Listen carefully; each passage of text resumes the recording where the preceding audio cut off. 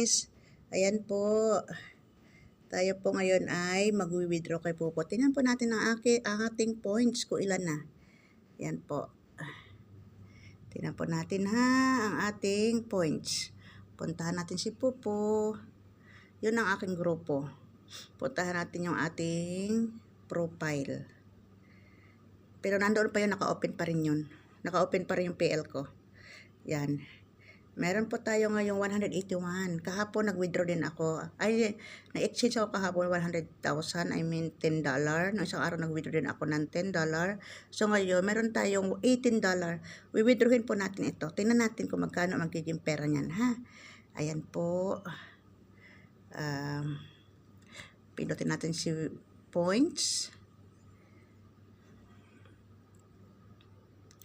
Wait po natin, ha? Tapos, withdraw now.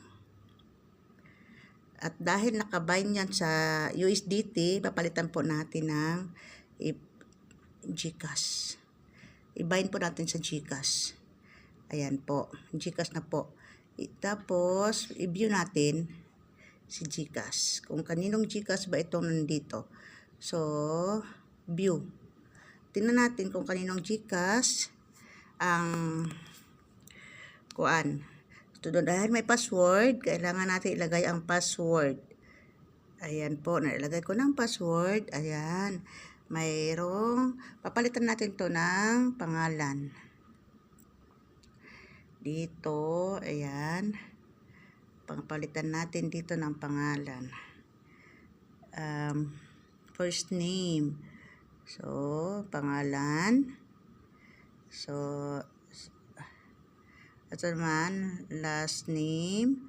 Siyempre, kung kasino po ang may-ari ng GCash, doon po dapat nakakuan. Tapos yung number. Ayan po, 099.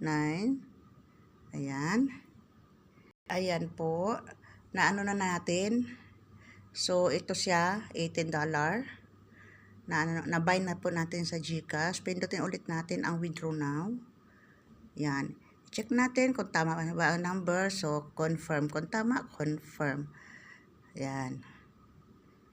Dahil alanganin sa $18 lang, kailangan, kung tayo sa mga agent kasi, mga 10, ano lang yun, 10, 20 ganyan.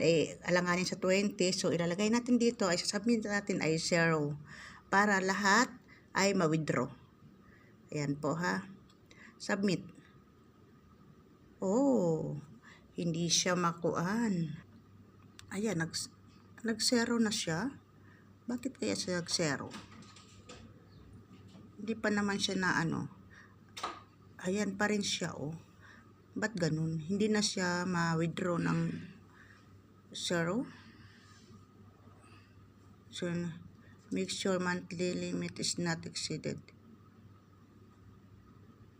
Ilagay nga natin ulit. 0. Hindi na talaga siya makuan. Kailangan lang 10, 20. Hindi na mo. Kailangan natin dagdagan.